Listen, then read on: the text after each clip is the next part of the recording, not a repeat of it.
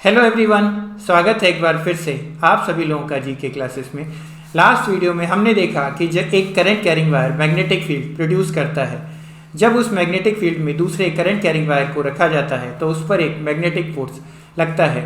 आज के इस वीडियो में हम इसी मैग्नेटिक फोर्स को एक्सप्लोर करेंगे, तो चलिए शुरू करते हैं। सपोज दो करंट कैरिंग वायर जिनके बीच में लगने वाला मैग्नेटिक फोर्स निकालना है वो A1 और A2 हैं और एक दूसरे से d डिस्टेंस पर हैं। सपोज A1 में I1 करंट और A2 में I2 करंट फ्लो हो रही है।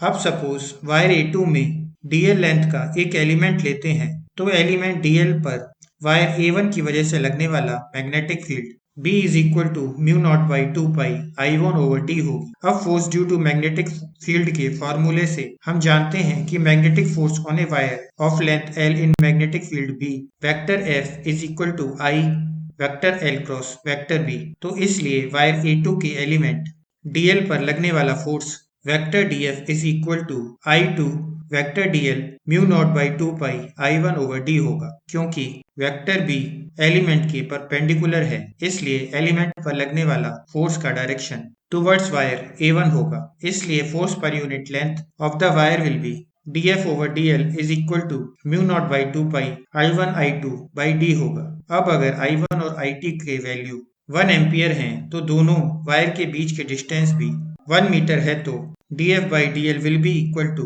म्यू नॉट बाई 2 पाई होगा, जो 2 into 10 to the power -7 newton per metre के बराबर होता है। अभी हमने देखा कि जब दो करंट कैरिंग वायर को एक दूसरे के पास पास रखते हैं तो उनके बीच में मैग्नेटिक फोर्स लगता है। अब हम देखेंगे कि इस मैग्नेटिक फोर्स के टर्म में मैग्नेटिक फील्ड का डेफिनेशन कैसे निकालते हैं।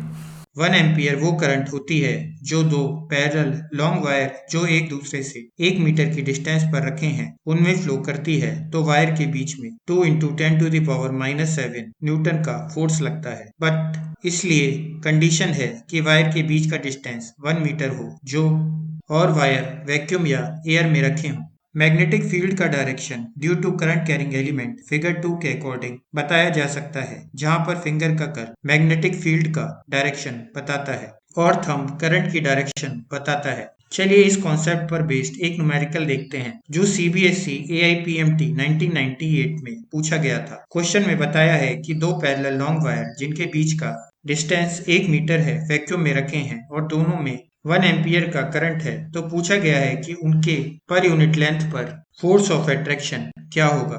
हम जानते हैं कि दो वायर जिनमें करंट I1 और I2 फ्लो कर रही है और एक दूसरे से d डिस्टेंस पर रखे हैं, तो उनके बीच लगने वाला फोर्स पर यूनिट लेंथ का formula dF over DL is equal to mu naught by 2 pi I1 I2 by D होता है। इस इक्वेशन में नोन्स के वैल्यू रखने पर mu naught by 2 pi 1 into 1 divide by 1 आता है। हम जानते हैं कि म्यू नॉट बाई 2 पाई का value 2 into 10 to the power -7 newton per metre होता है, तो dF बाई DL का value 2 into 10 to the power -7 newton per metre होगा।